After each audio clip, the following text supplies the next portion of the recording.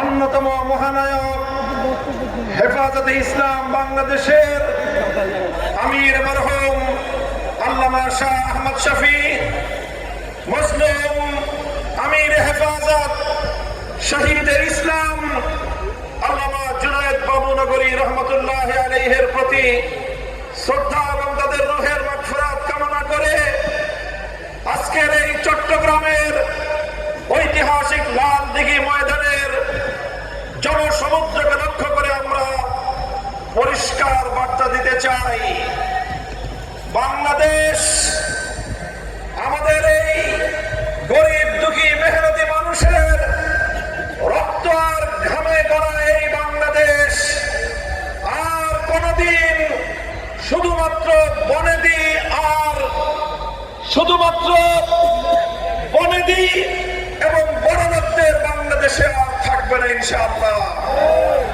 বাংলাদেশ গরিব প্রজা সাধারণদের বাংলাদেশে পরিণত করবার জন্য যে আন্দোলন, যে সংগ্রাম শুরু হয়েছে, ইনশাআল্লাহ এই সংগ্রাম মঞ্জিল পর্যন্ত পৌঁছবে। আমরা পরিষ্কার ভাষায় বলেছি, বড় বড় রাজনৈতিক দলগুলোর পক্ষ থেকে অনেক অফার দেওয়া হয়েছে, ছোট ছোট রাজনৈতিক দলগুলোকে বিভিন্ন আসন সমঝোতার অফার দেওয়া হয়েছে। আমাদের পরিষ্কার বক্তব্য, শুধুমাত্র জমিদারদের অংশীদার সাধারণ মানুষের লভ্যাংশের ভিত্তিতে আর বাংলাদেশ চলবে না।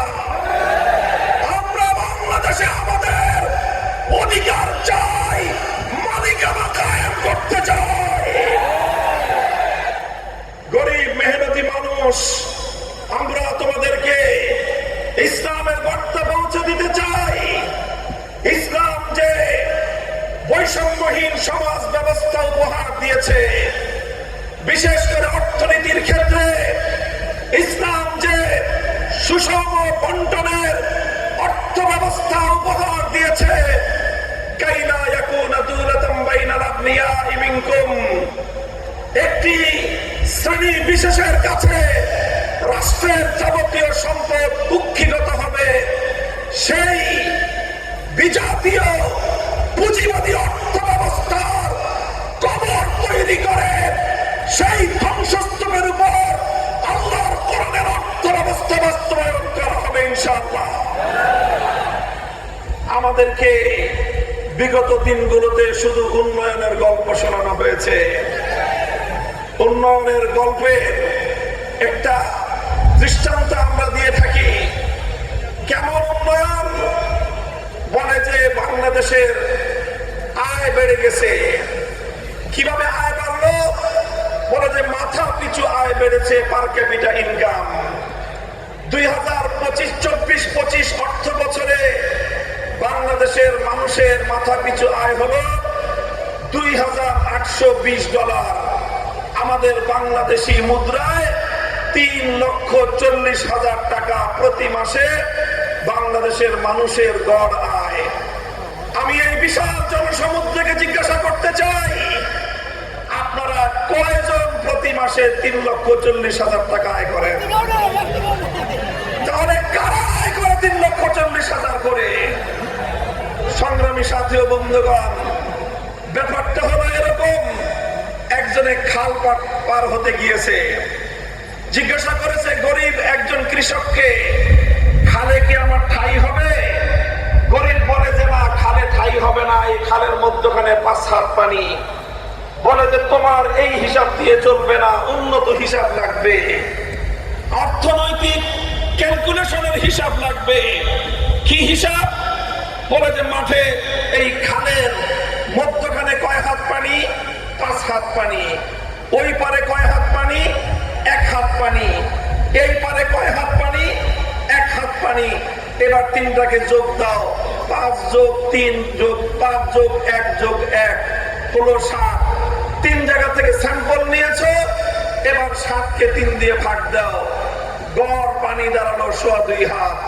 বলে যে অর্থনীতির হিসাব করে যে খালে গড় পানি আছে 2.25 হাত, সুতরাং 2.25 হাত পানি যেহেতু গড়ে আছে, এই খাল পার হওয়া সম্ভব।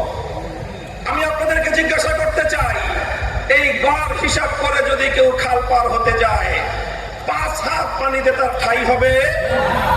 ওই 5 হাত পানিতে গিয়ে সে নিশ্চিত ডুবে মরবে।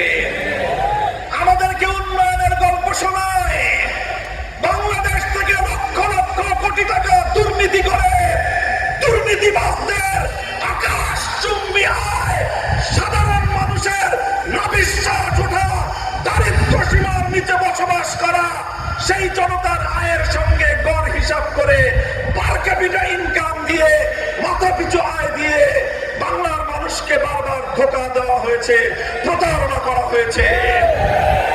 এবার ইসলামী দলগুলোর ঐক্যবদ্ধ আন্দোলনের মধ্য দিয়ে গোটা বাংলার তৌহিদি জনতা জেগে উঠেছে। ভারতবাদীর রাজনীতি আর বাংলার মাটিতে চলবে না। এবার বাংলার জমিন এদেশের সাধারণ মানুষের বিজয়ের মধ্য দিয়ে আল কোরআনের শাসন কায়েম হবে ইনশাআল্লাহ।